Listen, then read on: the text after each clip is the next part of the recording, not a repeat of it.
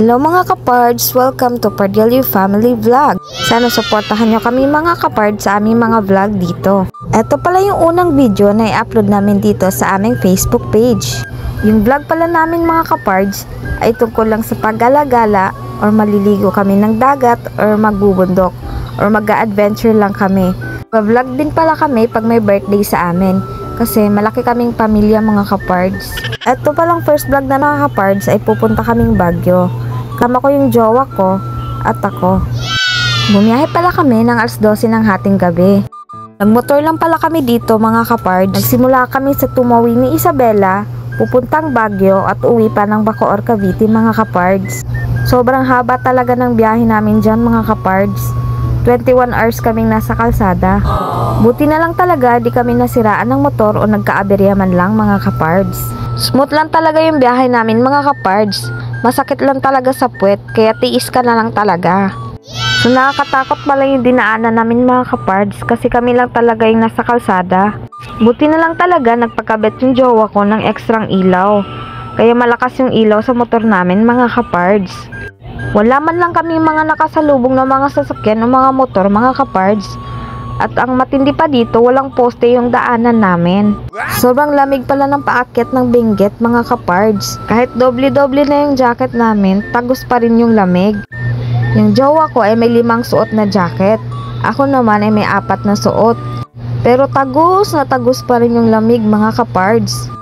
Nakikita nyo naman sa video mga kapards, so umuusok pa talaga yung bundok.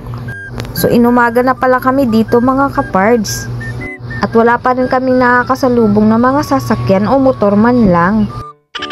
Kaya pala nagsimula kami sa Tumawi na Isabela mga kapards ay nagbakasyon kami doon ng 7 days. Taga doon kasi yung jowa ko mga kapards sa Tumawi na Isabela at taga Bacoor, Cavite naman ako. Tapos na yung bakasyon namin kaya uwi na sana kami ng Bacoor, Cavite.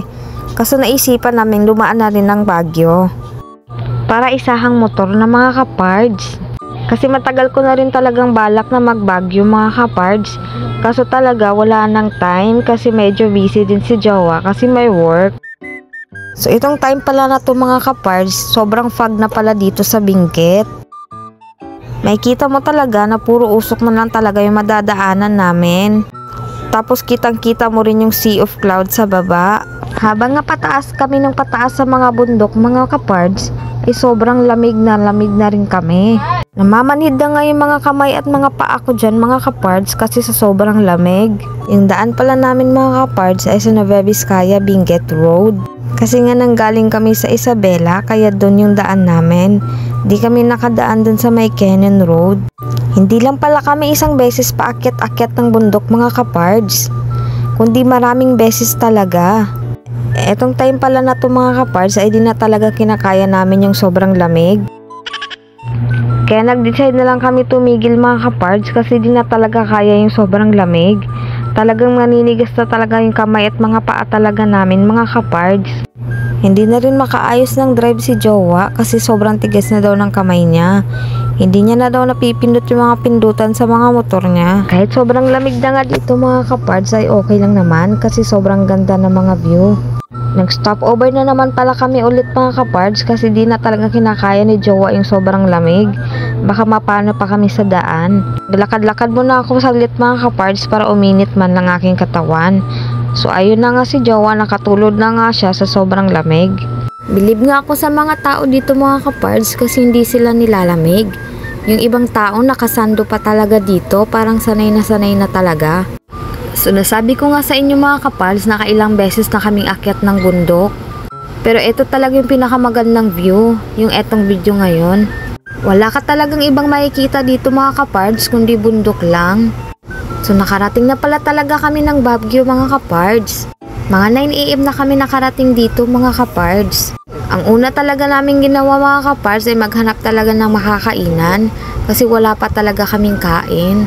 Mali-mali pa nga yung nilagay sa mapa mga kapards, niligaw kami bago kami makakain. So nag-decide na lang kami magmang inasal talaga kasi gutom na talaga si jowa. Nagkape at burger lang kasi talaga kami nung madaling araw mga kapards kaya talagang gutom talaga kami. So ayun na nga mga kapards ay pupunta na kami sa Lion's Head. At nagulat nga rin ako dito mga kapards ay may mga taxi pala dito.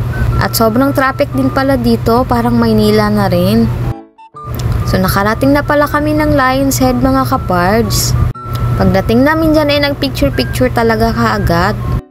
Yung Lion's Head lang pala pupuntahan namin sa ngayon mga kapards. Kasi balak nila mama at papa at mga kapatid ko na pupunta dito. Saka na lang kami pupunta sa mga tourist spot nila pagkasama na namin sila.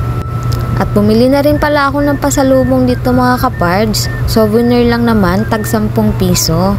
Dream destination ko talaga tong Baguio mga kapards. Kasi gusto ko talaga itry yung lamig dito. Kasi pagpunta namin mga kapards ay sobrang init naman. At babawi na lang talaga ako sa susunod na punta namin mga kapards. Pupuntahan na talaga namin yung ibang tourist spot. Di na rin kasi kaya mga kapards kasi walang tulog kaming dalawa. 11:30 pa kaming gising at 12 talaga umalis sa Isabela. Di na talaga kaya ng powers namin mga kapards. Sobrang antok at pagod na kaming dalawa dyan. Kaya nag-decide na lang kami umuwi sa Bacoor, Cavite. So hanggang dito na lang pala tong vlog na to mga kapards. Salamat sa panonood at abangan nyo pa yung ibang mga vlog namin mga kapards. Sana manood kayo mga kapards sa susunod naming mga vlog. Thank you and bye-bye mga kapards. Enjoy your life!